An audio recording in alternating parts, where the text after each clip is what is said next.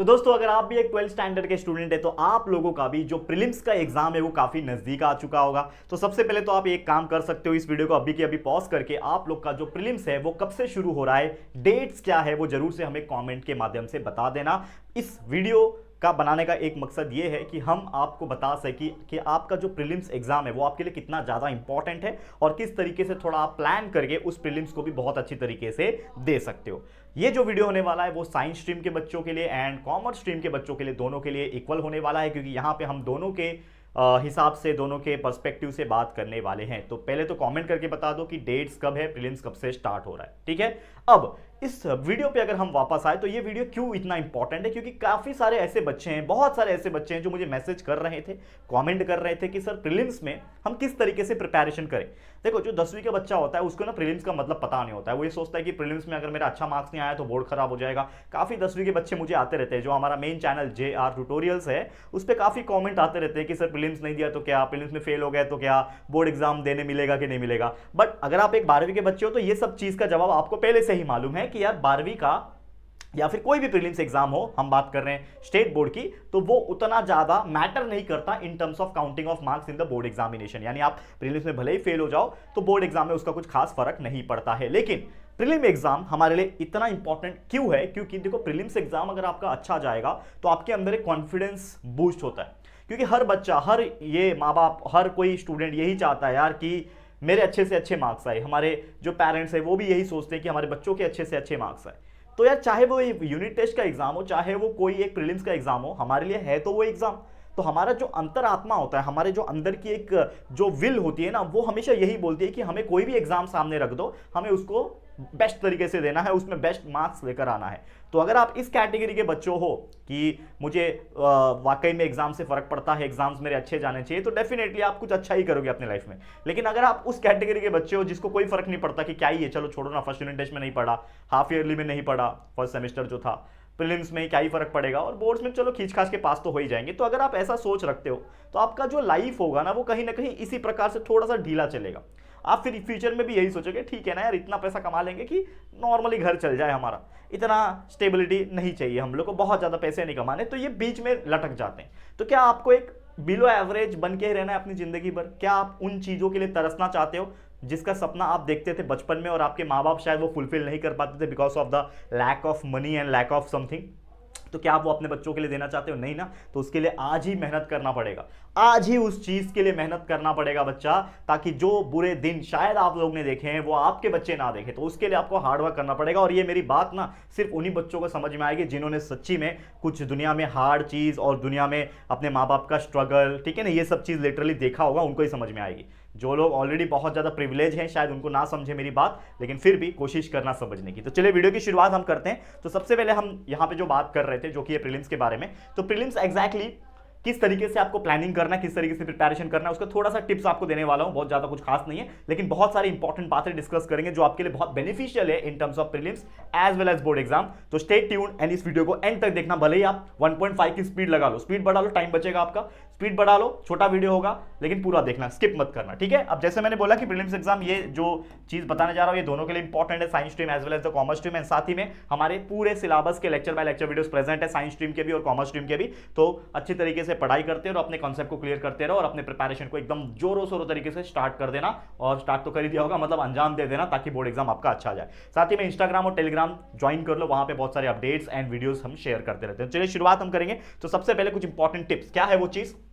देखो, ये मैंने आपको बोला कि प्रीलिम्स एग्जाम के डेट सबसे पहले तो आप बता दो। दूसरा, हम ये मान के चलते हैं कि लेट सपोज कुछ बच्चे से जब मैंने बात की थी जो मेरे आसपास अड़ोस पड़ोस में रहते हैं और कुछ जो मैं रेगुलर बात करता हूं जिनसे, कुछ इंस्टाग्राम वगैरह पे, तो वो बच्चे मुझे बोले थे कि सर हमारा जो प्रीलिम्स एग्जाम है किसी का 4, किसी का 5, किसी का 6 तारीख से शुरू हो रहा है, ठीक है। तो मान लो एक एवरेज के तौर पर पकड़ता हूं कि 6 जनवरी को आपका प्रीलिम्स एग्जाम शुरू हो रहा है। हो सकता है इससे पहले ही हो जाए, हो सकता है इसके बाद हो। तो 6 जनवरी से भी अगर आपका प्रीलिम एग्जाम शुरू हो रहा है दोस्तों, और आज जो वीडियो मिल रहा होगा ये लगभग 29 दिसंबर को शायद आपको मिल रहा होगा, तो कुल मिला के मोटा मोटा अगर मैं काउंट करूं तो हमारे पास सिर्फ 7-8 दिन बचे हुए, ठीक है, 7-8 दिन बचे हुए।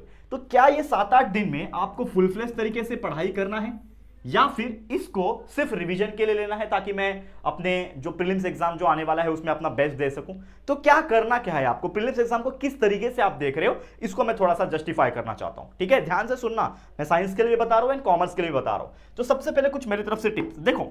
सबसे पहले मैं आपको पूछना चाहता हूं बच्चा, हमारे पास मेन गोल क्या है, हमारा बोर्ड्स, हमारा सबसे मेन टारगेट क्या है कि मैं किस चीज के लिए फिलहाल में पिछले 6-8 महीने से लगा पड़ा हूं। अगर आप अपने आप से सवाल पूछोगे तो आपके मन में एक ही जवाब आएगा बच्चा कि सर हम लगे पड़े हुए क्योंकि हम बोर्ड एग्जाम में, 12वीं के बोर्ड एग्जाम में अच्छे से अच्छा मार्क्स स्कोर करना चाहते हैं। और कुछ ऐसे भी बच्चे होंगे जो 12वीं के बोर्ड के साथ साथ कुछ कॉम्पिटिटिव एग्जाम्स होते हैं लाइक एमएसटी, सीईटी, जेई और नीट, इनके लिए भी प्रिपरेशन साइमल्टेनियसली कर रहे होंगे। ठीक है, तो आपका मेन टारगेट फिलहाल में क्या है, हम बोर्ड एग्जाम की बात करें तो बोर्ड्स हैं, तो बीच में क्या आ रहा है, प्रीलिम्स आ रहा है। तो क्या प्रीलिम्स जो है वो एक रुकावट है या फिर एक अपॉर्चुनिटी है? अगर मैं आपसे पूछूं तो प्रीलिम्स जो है वो एक रुकावट नहीं है। प्रीलिम्स आपको बीच में क्यों आ रहा है, क्योंकि प्रीलिम्स एक अपॉर्चुनिटी की है। एक अपॉर्चुनिटी इसलिए है क्योंकि अगर आप प्रीलिम्स देते हो तो आपको यह पता चल जाएगा कि आप कितने पानी में हो, आपकी प्रिपरेशन कितनी हुई है। चाहे आप नॉर्मल, मैं एमएसटी सीटी की बात कर लूं, जेई नीट की बात कर लूं या फिर मैं बोर्ड्स की बात कर लूं, क्योंकि आप अपना नॉलेज खुद टेस्ट कर पाओगे। आज तक इसके पहले शायद आपने कोई मॉक टेस्ट वगैरह दिया है क्या? नहीं दिया होगा। मैं बोल सकता हूं 90% लोगों ने नहीं दिया होगा। कमेंट करना कि सर हमने दिया है, तो मुझे अच्छा लगेगा कि यार बच्चे मॉक टेस्ट भी देते हैं। यानी जो भी ऑनलाइन क्वेश्चन पेपर्स मिलते हैं या फिर कहीं पे इस प्रकार के इंस्टीट्यूट्स होते हैं जो मॉक टेस्ट वगैरह कराते हैं बोर्ड्स के पॉइंट ऑफ व्यू, अगर मैं बात करूं, या फिर कोई कॉम्पिटिटिव एग्जाम्स के पॉइंट ऑफ व्यू, तो अगर दिया है तो चलो अच्छी बात है, लेकिन नहीं दिया है तो प्रीलिम्स आपको एक टेस्ट करेगा। जैसे मैंने बोला था बचपन में, बचपन मतलब जब आप 10th में होंगे तब उस टाइम पे मैंने बोला था 10वीं के बच्चों को मैं हमेशा समझाता हूं, क्या समझाता हूं कि जो प्रीलिम्स होता है वो एक ट्रायल बॉल की तरह होता है। जैसे मैच के स्टार्टिंग में हम आते हैं बैट लेके मस्त, वो बोलता है चल रियल बॉल डालो, तो हम लोग बोलते हैं नहीं भाई एक ट्रायल डाल देना, मेरे को देखना है। तो ट्रायल डालता है, हम देखते हैं पिच का अंदाजा चेक करते हैं, बाउंस है कि नहीं, बराबर टर्न विन हो रहा है कि नहीं, बॉल बैट का स्ट्रोक कैसा है वो चेक करते हैं। That is nothing but the trial ball, and prelims भी आपके ट्रायल बॉल की तरह होता है। लेकिन ये ट्रायल बॉल पे हम अगर शॉट मार के एग्जीक्यूट करेंगे तो ही तो हमें पता चलेगा ना कि ये बॉल कितनी दूर जाता है, कितनी ताकत लगानी पड़ रही है, बॉल में ग्रिप पकड़ रहा है कि नहीं, पिच में टर्न है कि नहीं, वो पता चल रहा है। तो जब मैं खेलूंगा तभी पता चलेगा। और अगर मैं खेलूंगा ही नहीं, मान लो बॉल आया मैं हट गया, तो बॉल तो अपने आप चला जाएगा, कहीं भी चला जाएगा, आपको पता नहीं चला कि बॉल का डायरेक्शन क्या था, बॉल किस तरीके से बैट पे आने के बाद लग रही है, पता चला नहीं। तो इसके लिए कहने का मतलब क्या, ये ओवरऑल मैं क्यों एग्जांपल दे रहा हूं कि ओवरऑल एग्जांपल इसलिए है कि आपको प्रीलिम्स देना है और अच्छी तरीके से पढ़ के देना है, सो दैट अपने आप को आप चेक कर सको कि मेरे कितने मार्क्स प्रीलिम्स में बन रहे हैं, और उसके हिसाब से एक अंदाजा हो, और उसके हिसाब से और ज्यादा हार्डवर्क करके आप बोर्ड्स में अच्छे से अच्छा मार्क्स लाने की कोशिश करोगे। ठीक है, तो ये मेन टारगेट हमेशा याद रखना। तो स्टडी करो as much as you can, यानी जितना हो सके आपसे उतना स्टडी कर लेना। अब छोटा सा टिप ये भी है बच्चा, मान लो कि आपके पास 7-8 दिन है जैसे मैंने बोला, ठीक है, अभी तक मुझे ऐसा लगता है कि जो भी अगर पढ़ने वाला बच्चा है, जो मीडियम भी है या फिर मोर देन एवरेज है या फिर स्कॉलर व्यक्ति है, वो एटलीस्ट अपने सिलेबस का 70 to 80% पढ़ के सिलेबस उसने कंप्लीट कर लिया होगा। ये मैं ऐसा मान के चलता हूं, क्योंकि अगर यहां तक आ गए और यहां इतना नहीं पढ़ा अब तक, तो समझ लेना कि आप कोई एवरेज बच्चे नहीं हो, आप बिलो एवरेज बच्चे हो। अगर आपने यहां तक नहीं पढ़ा है, इधर तक आते आते दिसंबर एंडिंग होने वाला है, 1-2 दिन में हो जाएगा, तो यहां तक आते आते अगर आपने 70-80% सिलेबस पढ़ के नहीं कंप्लीट किया है हर सब्जेक्ट का, चाहे मैं साइंस स्ट्रीम की फिजिक्स, केमिस्ट्री, मैथ्स, बायोलॉजी की बात करूं, कॉमर्स का बीके, एसपी, ओसीएम या फिर मैं इकोनॉमिक्स की बात कर लूं, अगर आपने नहीं किया है तो समझ लेना कि थोड़ा सा आप लोअर हो यार, लोअर एवरेज हो, और आपके मार्क्स शायद उतने नहीं आएंगे जितना आपने 80-90% का सोचा होगा। तो इसके लिए आपको हार्डवर्क करना पड़ेगा। तो मान लो कि 70-80% अगर आपने पढ़ लिया है, तो आपको क्या करना है, सबसे पहले एक काम क्या करना है कि कोशिश करना है कि मिनिमम, जो मैंने आपको मिनिमम क्राइटेरिया यहां पे रखा कि मिनिमम 70% तो आपको पढ़ लेना है। ये 7-8 दिन जो बचे हैं ना, इसमें भी पढ़ना है, सिर्फ और सिर्फ क्या करना है, स्टडी करना है, रिवीजन करना है। लेकिन मैं बाद में बताऊंगा रिवीजन का क्या करना है, पहले तो स्टडी कर लो। मान लो कि सिर्फ आपने फिजिक्स के 10 चैप्टर पढ़े हैं, तो 10 चैप्टर पढ़े तो कोशिश करो और 2 चैप्टर पढ़ लो। मान लो कोई एसपी का बच्चा है, 10 चैप्टर टोटल है, मान लो मैंने अभी तक 7 चैप्टर ही सर पढ़ के रखे हैं, यार कोशिश करो कि एटलीस्ट 2 और पढ़ लो। तो जितना ये दिन बचा है उसमें एटलीस्ट 2-2, 3-3 चैप्टर्स को ऐड करो। और ऐसा नहीं बोल रहा कि वो चैप्टर्स के 100% चीजें आप पढ़ रहे हो, उतना तो पढ़ोगे नहीं, तो एटलीस्ट जो जो इंपॉर्टेंट टॉपिक्स है उन चैप्टर्स में से, जो पेंडिंग चैप्टर्स है वो सब चीज कर लो। इससे होगा क्या कि आपके पास एक कॉन्फिडेंस आएगा कि एटलीस्ट मैं काफी क्लोज आ गया हूं, काफी 70 से 80%, लगभग 90% ऑफ सिलेबस के करीब आ चुका हूं मैं, तो आपके अंदर एक कॉन्फिडेंस आएगा। तो जैसे ही वो चीज कर लोगे आप, सिलेबस उतना पहुंच जाओगे, तो आपको क्या करना है, जो भी बचा हुआ टाइम मिल रहा है, मान लो कि मेरा आज का टाइम है और कल का दिन जो है फिजिक्स का पेपर है, तो जो आज का टाइम है उसमें सिर्फ करना है रिवीजन। जैसे मैंने बोला ये 7-8 दिन में तो आपको सिर्फ स्टडी करनी है, लेकिन जब एग्जाम के एक दिन पहले आओगे, मान लो प्रीलिम्स में कल आपका फिजिक्स का पेपर है, क्योंकि एक दिन में एक ही पेपर होगा, वैसे भी बहुत रेयरली मैंने देखा किसी का एक दिन में 2 पेपर हो रहा है।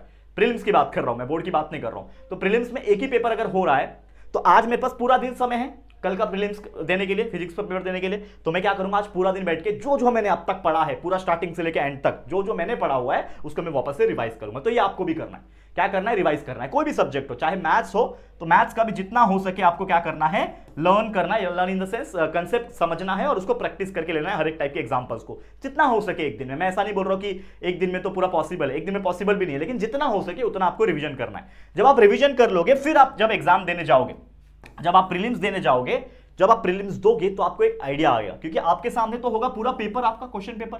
इसमें सारे क्वेश्चंस होंगे हर एक चैप्टर्स के, क्योंकि प्रीलिम्स में पूरा एंटायर सिलेबस आता है। जैसे बोर्ड एग्जाम होता है उसी का ये ट्रायल वर्जन है। तो जैसे बोर्ड्स में सारे क्वेश्चंस आते हैं, हर एक चैप्टर्स में से आते हैं, एंटायर पूरा सिलेबस आता है, वैसे प्रीलिम्स में भी आएगा। तो प्रीलिम्स का पेपर, क्वेश्चन पेपर को देख के आपको एक कॉन्फिडेंस आएगा। क्या कॉन्फिडेंस आएगा कि अच्छा ऐसा पेपर होता है और इसमें मुझे इस प्रकार से टैकल करना है। तो हो सकता है कि या तो आपको प्रीलिम्स का पेपर देख के एकदम बत्ती गुल हो जाए, आपकी एकदम खटिया खड़ी हो जाए कि यार मेरे को तो कुछ नहीं आ रहा है, या तो प्रीलिम्स का पेपर देख के आपको ये आए कॉन्फिडेंस कि यार इतने सारे क्वेश्चंस हैं, ये तो मेरे को आते हैं, ये तो मैंने पढ़ के रखा है, ये तो मैंने अभी अभी रिवाइज किया, अरे मैंने इसको कल ही तो पढ़ा था यार, अच्छा हुआ आ गया फटाफट। तो ये सब चीजें जब होगी तो आपको वो कॉन्फिडेंस देगा। और अगर ऐसा हो रहा है कि यार इसमें से मुझे कुछ नहीं आ रहा है, मतलब सच में आपका प्रिपरेशन नहीं हुआ है, तो आपको अंदाजा लग जाएगा कि आप कितने पानी में हो और आपको अभी जो आने वाला जो 20 दिन है उसमें कितना हार्डकोर मेहनत करना पड़ेगा। जो भी 20 दिन है, 1 महीना है, 2 महीना है, जो भी है, इसमें आपको कितना मेहनत करने की जरूरत है और आप कितने नीचे हो अभी, आपको अपने आप को कितना ऊपर लेके जाना है, वो आपका प्रीलिम्स ही आपको बता देगा। तो एक बहुत अच्छी चीज है। मेरी एक स्टोरी थी प्रीलिम्स में, 12वीं का प्रीलिम्स जब था, मैंने कुछ खास स्टडी नहीं किया था बच्चा, सच बता रहा हूं, एकदम मतलब नॉर्मल था यार। मुझे ऐसा लगता था कि यार मेरा कुछ होगा कि नहीं होगा, ठीक है। मुझे ऐसा फील होता था कि मैं 12वीं में पास हो पाऊंगा कि नहीं हो पाऊंगा, क्योंकि हम नॉर्मल थे यार, कोई एकदम ऐसा नहीं है कि एकदम टॉपर कैटेगरी के बच्चे थे, हम नॉर्मल थे, ठीक है। 1 मिनट बच्चा, देखो एसी चालू नहीं हो रहा है, हाँ अभी हो गया, ठीक है। तो हम नॉर्मल थे, लेकिन धीरे धीरे करके हम लोग जब प्रीलिम्स एग्जाम दिए तो मुझे रियलाइज हुआ कि यार अगर मैंने अभी पढ़ाई नहीं की तो शायद काफी लेट हो जाऊंगा और अच्छे मार्क्स एग्जाम में स्कोर नहीं कर पाऊंगा। फिर वहां से मेरे को आया अंदर से पढ़ना है, फटाफट पढ़ा। ट्यूशन भी जाता था उस टाइम पे, तो जितना हो सके ट्यूशन में जो भी कंसेप्ट समझना था कंसेप्ट समझता था। उस टाइम पे यूट्यूब का था नहीं जमाना, JR कॉलेज, JR ट्यूटोरियल जैसे चैनल थे नहीं उस टाइम पे, तो मैं ऑनलाइन तो कुछ पढ़ता नहीं था, लेकिन घर पे आके जितना भी बुक से पढ़ सकता था उतना पढ़ता था। एग्जाम्पल सॉल्व करता था, फिजिक्स के न्यूमेरिकल, बड़ा सा एक व्हाइट बोर्ड खरीदा था, वही व्हाइट बोर्ड से आपकी जर्नी शुरुआत की थी JR ट्यूटोरियल की, ठीक है ना। वो व्हाइट बोर्ड था मेरे घर में इतना छोटा सा 3 फुट का, ठीक है। तो करता था यार, लेकिन एंड टू एंड क्या हुआ, मेहनत किया और सफलता मिली, ठीक है। तो काफी अच्छे मार्क्स भी मिल गए मुझे, लेकिन उस टाइम पे बहुत, अगर मैं आज बोलूंगा वो परसेंटेज तो काफी छोटा लगता है। मेरे को ओनली 67% मिले हैं दोस्तों। अगर मैं बात करूं, मुझे 12वीं के साइंस स्ट्रीम में ओनली 67% मिले हैं, लेकिन एक ईमानदारी से दिल पे हाथ रख के आपके सामने ये कबूल करता हूं कि 67% ला के भी I was the first ranker in my division C में मैं पढ़ता था, जिसमें 80 बच्चे थे बच्चे। और मैं एक क्लासेस जाता था बोईसर में ही, जहां पे मैं रहता हूं वहां पे मैं क्लासेस जाता था। उस क्लासेस में 120 बच्चे थे, उस 120 बच्चे में से सबसे ज्यादा परसेंटेज मुझे मिले थे। तो सोचो उस टाइम पे टफनेस लेवल कितना था। ये बात हो रही है 2013 की, ठीक है, 2013 की बात हो रही है ये। मैं जब 12वीं पास आउट, मतलब 12वीं का एग्जाम मैंने 2013 में दिया है।